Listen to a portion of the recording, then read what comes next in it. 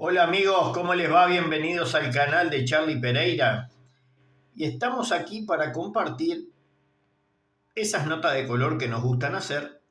Y en este caso nos vamos a remitir allá por el año 1711. Más precisamente al país que hoy reconocemos como Colombia. Cabe recordar que por allá por 1711 este virreinato era parte del Imperio Español. Pero volviendo al tema que nos atañe, en la ciudad de Ocaña más precisamente, distrito de la zona norte de Santander, allá en Colombia, lo que era la antigua Villa Santa Ana, allá tres personas, un padre y sus dos hijos, pobres ellos, del estrato social campesino, se estaban dedicando a la tarea de la tala. Entonces, en aquello que estaban talando y realizando esta tarea, que es sumamente engorrosa, requiere dedicación, tiene complejidad y es dedicada en tiempo, como es la tala de árboles. Imagínese si ahora con los elementos que tenemos, mecánicos, llámese motosierras, el modelo de las hachas que han sido modernizadas, ya de por sí es una tarea sumamente compleja, con los equipos de protección adecuados incluso, llámese guantes, casco, en fin. Imagínese en esa época donde se usarían máximo un trozador y el hacha pura y dura de un material, si bien de excelentes condiciones en calidad de hierro, algo muy arcaico. Entonces estos señores estaban, tanto el padre, Cristóbal Melo, como su hijo Felipe y el otro hijo José, dedicándose a esta ardua tarea, a lo que empiezan en la tala de todo un monte y al llegar a determinado árbol, sucede que al sacar una de sus partes, ralarlo como se dice, aparece la imagen de lo que ellos dicen en su momento era la Virgen. Recordemos que muchas veces esto puede ser nombrado, conocido o indicado como que puede ser una pareidolia, aquello que el cerebro nos hace ver que realmente no está ahí, sino que lo asimila con algo que nosotros conocemos. Pero no me crean a mí, vamos a ver el fotograma, a ver qué nos dice nuestra mente sobre lo que estamos viendo. ¿Vamos por ello? Entonces, amigos, ¿qué me cuentan? ¿Puede ser? Tal vez no. ¿Usted lo haya parecido? Bien, el tema es que este árbol se dejó intacto en el lugar, se cercó, se dio aviso. Imagínense, en esas épocas era más importante el cura que el jefe del cabildo. Lo que en Uruguay, por ejemplo, conocemos como intendente, no. Se le fue al párroco, al arzobispo o al obispo del lugar, en donde se le da mención, ya que este hallazgo es cristiano, es católico, es religioso, entonces se lo deja como un lugar de adoración. Y mire si será lugar declarado de adoración que allá, después de descubierto casi 250 años después, en 1963, el Papa Pablo VI, a esa imagen de ahí, la declara patrona de esa diócesis. A ese punto. ¿Y por qué pasa esto? Bueno, porque se le atribuyen sanaciones a ese árbol, a esa virgen que está ahí, a la gente que va a pedirle, sanaciones de lepra, algo impensable para el siglo XVIII, y algunas enfermedades consideradas incurables. Recordemos que no existían los antibióticos, no existía la anestesia, no existía otro tipo de medicación que consumimos hoy en el siglo XXI, que para uno sería impensable. Otra por ejemplo, sin dar la marca, que es muy conocida más por la marca que por la sustancia química, y la vamos a nombrar aquí, el ácido acetil salicílico, de una reconocida empresa alemana. Sería hoy en día la pastilla sin pena ni gloria, que en esa época, incluso hasta que yo me crié en mi niñez, era el medicamento. Bueno, en esa época, impensable. Y se le atribuían entonces sanaciones a esta virgen, a ese madero que está ahí, a esa figura, a esa imagen. Lo cual después llevó a que la iglesia declarara esa fecha en particular como onomástico de la Virgen. ¿Y qué quiere decir esto? El onomástico es cuando una fecha determinada se conmemora con ese mismo nombre, que no es sinónimo de festividad o de cumpleaños. Si bien el sinónimo se usa incorrectamente en nuestra lengua castellana, no corresponde, no es lo mismo, no es un sinónimo. En todo caso puede tener algún tipo de similitud. Cuando no, puede ser un antónimo, o sea que sea diferente. En este caso es paralelo la fecha con el nombre. Va un nombre particular asociado. Supóngase, vamos a poner un día al azar, 1 de enero, que sea el onomástico de Charlie. Pero ¿cuántos Charlies cumplen y es su onomástico? ¿Se entiende?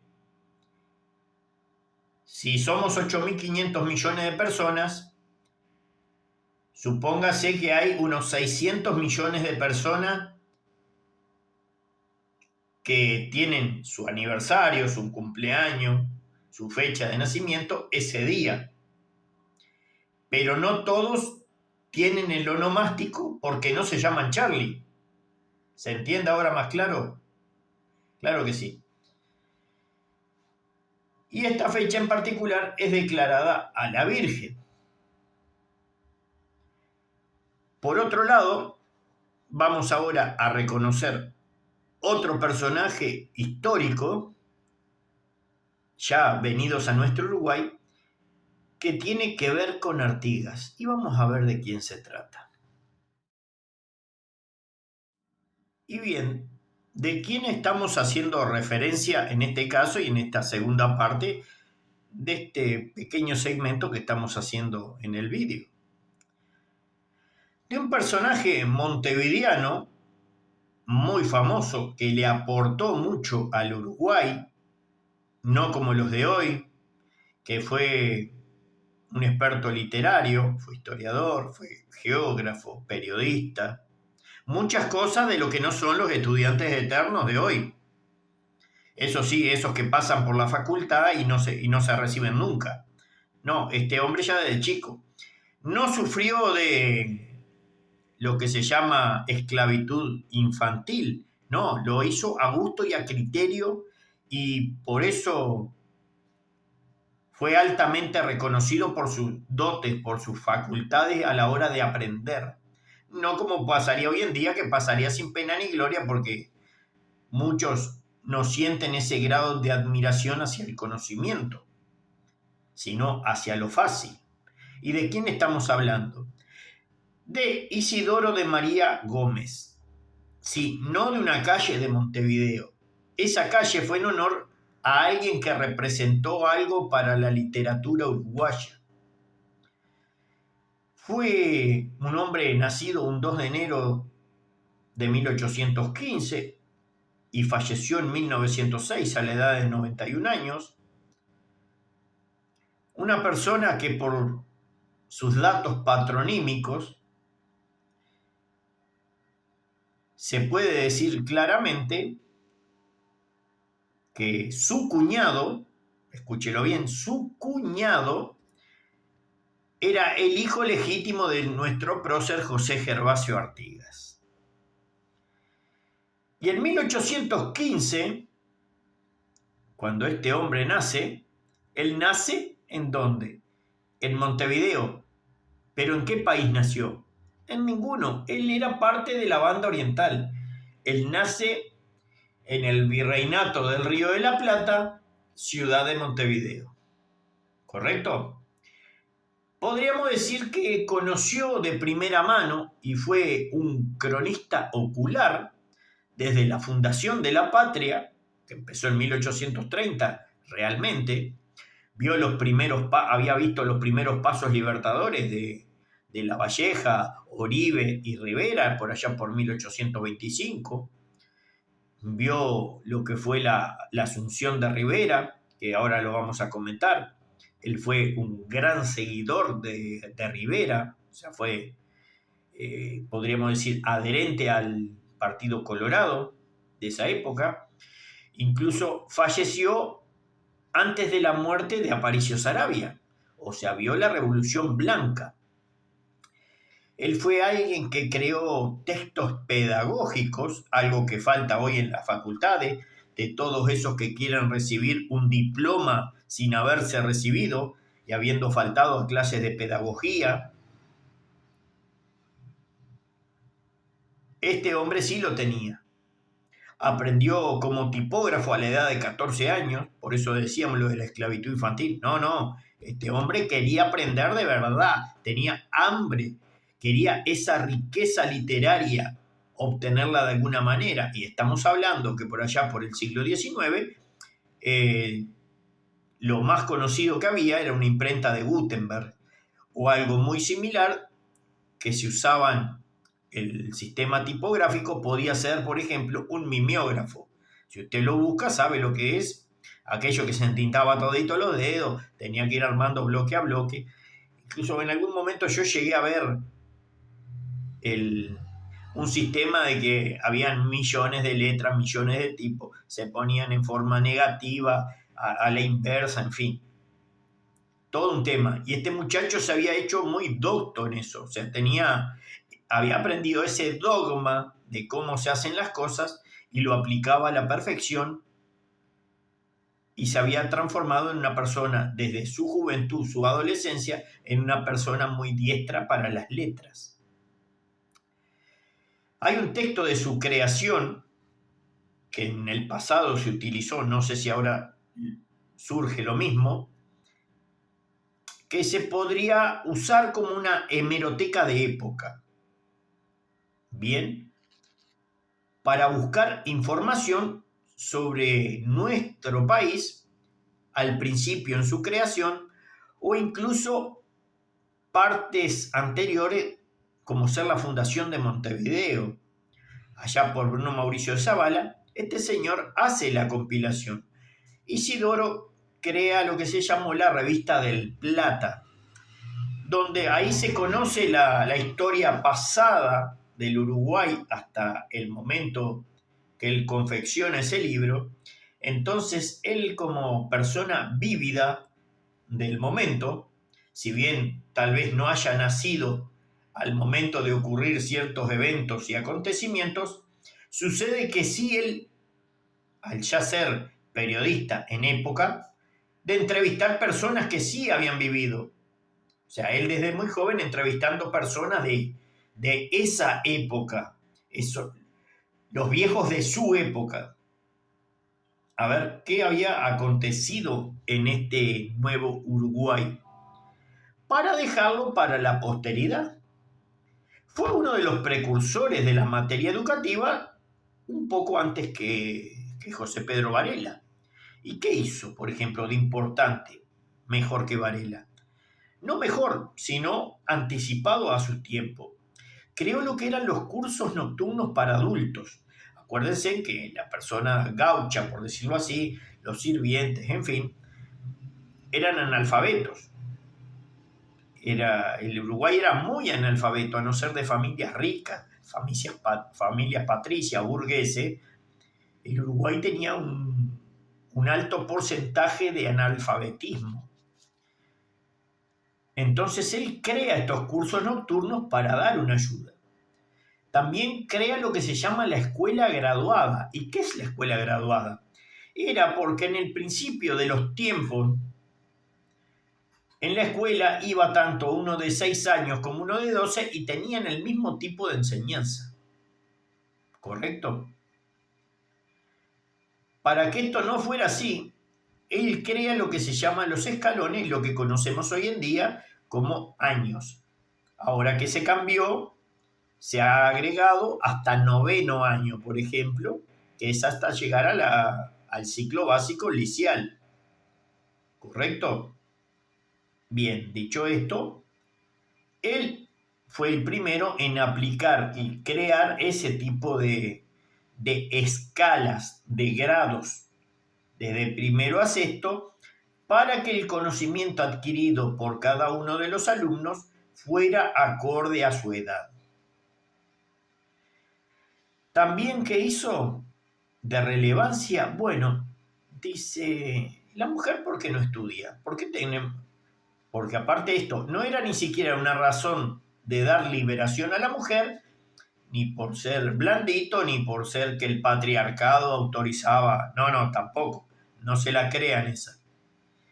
El hombre apoyaba la educación de la mujer porque decía que podía facilitarle mucho la tarea al hombre. Acuérdese que en ese Uruguay de su época había mucho golpe de Estado, había muchas guerras, el país recién se estaba formando y esto era un caos tremendo. Acá era tierra de nadie. Y quienes estaban mayormente en las grandes ciudades, las que estaban a cargo de sus hijos, las que tenían la asistencia a los maridos para la casa, las que tenían que resolver todo en consecuencia, eran las mujeres. Entonces, ¿qué mejor que las mujeres que se educaran en distintas especialidades y obtuvieran una buena educación para poder transmitirla a sus hijos? Porque el hombre de repente se iba por un periodo de tiempo. Imagínense, la guerra de la Triple Alianza. Se fueron para allá arriba con León de Palleja, unos 25.000 y volvieron 2.500. ¿Qué hubieran hecho esas mujeres? Serán analfabetas y sus hijos igual, sin acceder a la educación. Entonces, para evitar este gran problema, el hombre muy visionario agarra y realiza este tipo de protocolo. Como él se desempeñó tan bien, lo propusieron para el Partido Colorado para que participara en las elecciones por Soriano. Y él asume, gana en elecciones, no importa la fecha, importa el hecho, accede a ser diputado por Soriano, lo que le da lugar después a ser vicepresidente de la Cámara de Representantes. Ya lo que había dicho al principio, hombre muy docto para las letras. Sus conciudadanos, o sea, la persona de a pie, lo nombra con el título del cronista de la patria vieja, por haber hecho aquel compilado de historia del comienzo de nuestra patria. Impensable para él. ¿Por qué? Porque él no se consideraba escritor. A diferencia de los que hoy se ponen títulos que no tienen, o que son unos inoperantes intelectuales, este hombre, sin embargo, no se consideraba escritor y era excelente en el arte de las letras, en el arte de la prosa, en el arte de la comunicación, que lo llevó también a ser director del Archivo Nacional. Fue inspector escolar. Entonces este hombre desmenuzaba lo que era el aprendizaje en el inicio de nuestra patria. Y como lo dije antes, era impensable para él que él se denominara escritor, porque en esa época las personas que leían y escribían eran todas personas muy inteligentes. Y no, quien suscribe lo dijo. Yo en mi generación era una persona pensante y podría ser que era uno del promedio, donde hoy en día algunos me dicen, qué inteligente que sos. No, yo era el promedio de mi clase, yo era el promedio de todo, donde todos sumábamos, multiplicábamos, restábamos y escribíamos. En las generaciones del 60, 70, 80, cualquier loquito de la guerra, escribíamos. Cualquiera sabía sumar, sabía pensar. Cualquiera pasó. ¿Quién no pasó en aquellas épocas por un radioteatro y se hacía la película en la cabeza solamente escuchando esa información sonora que nos emitía la radio? Bueno, este señor Isidoro de María logró a través de sus textos literarios y pedagógicos que se lograra desarrollar una cultura de aprendizaje que desgraciadamente no ha llegado a nuestros días en forma pura. Y es una pena, porque es algo que el Uruguay merecía tener, dado la impronta que este señor le puso a su vida hasta el fallecimiento de él a los 91 años. Perdón. Ahora, como toda cultura uruguaya, seguiremos tomando un rico, exquisito y gustoso mate. Y les agradecemos al nuevo suscriptor que se suma al canal. Agradecemos que estén ahí, agradecemos la difusión, compartan, suscríbanse al canal, activen la campana de notificaciones y darle like si les gusta, que seguiremos trayendo nota de color para divertirnos un poco más y no dejar estas historias que de repente nos puedan llegar a conmover y que no queden tiradas en el olvido. Amigos, ha sido un placer. Muchas gracias para todos.